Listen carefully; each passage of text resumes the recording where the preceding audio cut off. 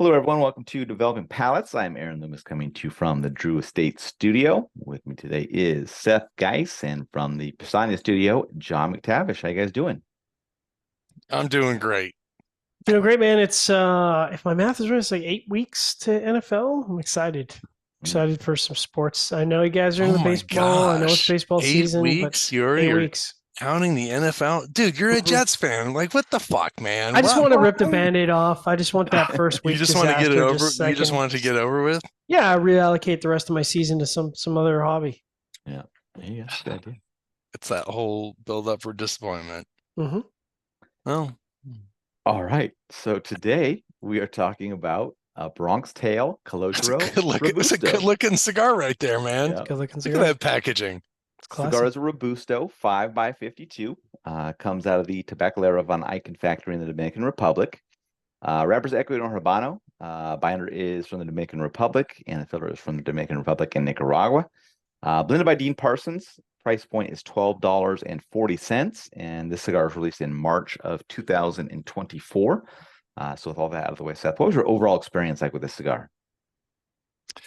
I mean, really solid in appearance, really good looking cigar. First third, earth, tobacco, some bits of wood and coffee and leather, some chocolate notes, medium strength and body. It wasn't really overly complex. It had like a decent core profile, and it just kind of, to be honest, rode that.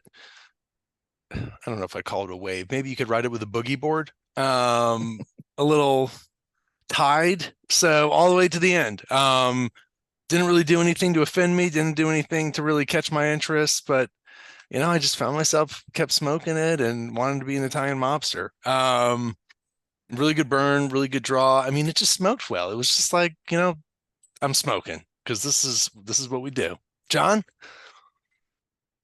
Yeah, it's hard for me to disagree with a lot of that. I got the first few puffs: chocolate wood, creamy tobacco, mild earth. Very restrained, very balanced, not overly intense. Some kind of spices in the post draw, but all I would call it medium minus. Really, it's not like plus, but medium minus ish. Bottom half of the first third kind of wood took over the post draw, and then that kind of carried through into the second third where started out with sweet tobacco, wood in the center, and then mildly dry wood on the finish. Chocolate kind of came into the retrohale, but everything was very light plus-ish. And then as it kind of got to the halfway point, I felt like the wood was kind of building intensity, and I think wood was kind of the prominent flavor in the bottom half of the second third.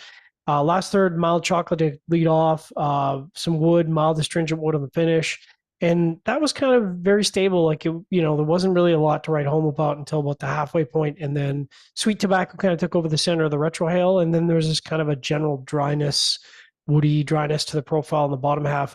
Burn was excellent. No issues. Ash held on well. Nothing there. Had a minor amount of resistance to the draw. That is, it was a minor amount into the resistance spectrum, so I had to dock it for that. But it was pleasant overall, but didn't really stand out from the crowd for me. How about you, Aaron? Yeah, for me, the cigar started with a combination of earth, toasted cedar, and burning paper. Second third saw a menthol note join in, and the earth departed a bit later. Final third saw the toasted cedar, burning paper, and menthol notes all become even.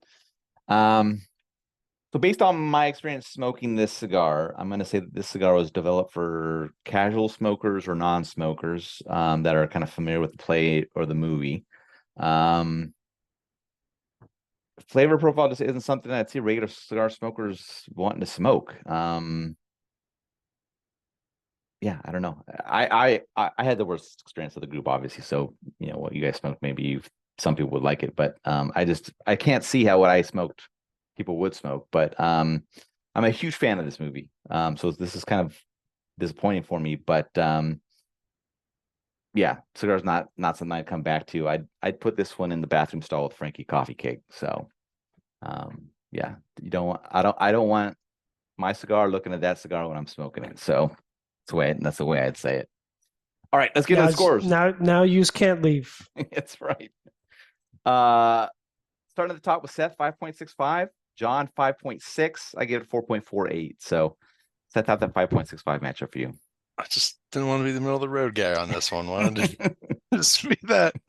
I mean, yeah, I mean, I think I said I would, if this guy ever was doing an event and it was nearby, I'd go to it. I'd Yeah. probably buy a box. I'd get my photo with him. I'd get him to sign them. I'd smoke them. I'd hand them out. It's just, you can just smoke this. But there's really not much, there's not much to it. And it seemed like, I even put in there, it seems like, and it looks like it should have been a cigar from like the Boomer like 20 years ago. And if it was released then, it would have been like, man, this is why these guys get into this. And now it's just like, this is why those guys got into this. So it's like, but I don't know. Maybe he's gonna have a great sophomore release. Maybe they'll do a cool limited edition off of it. I doubt it, but at least you smoked it. All right, John, 5.6. Yeah, it matches up well. I liked Seth's comment. Sometimes you're smoking a cigar and you're like, I'm smoking a cigar. Like it's not bad. It's not good.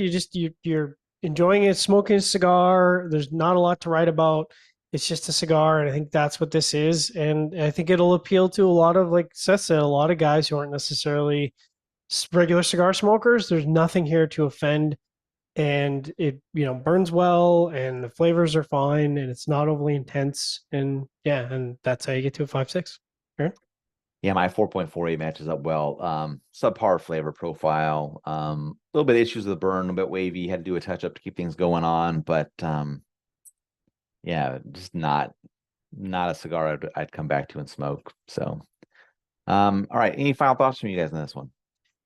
This is, I mean, it's a huge departure from, because obviously this is none of the Epic branding, but it is. I mean, the profile is a huge departure from kind of what Dean normally does for Epic, which is kind of interesting. So I didn't really get a chance at the show to sort of talk about the blend, which I wish I would have been able to. Maybe we can do that in New Orleans, but I'm not sure how they arrived at kind of this, and maybe it was like, hey, we're looking for a cigar that someone who isn't a cigar smoker might pick it up because of Chaz, and as a result, make sure I don't blow their heads off and give them a leather pepper bomb. But I don't know.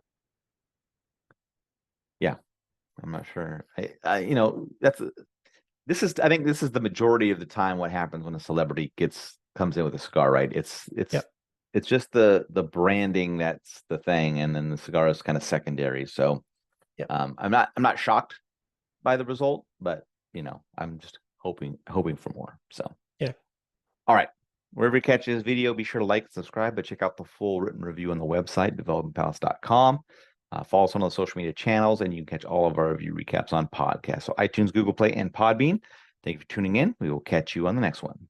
Now use can't leave.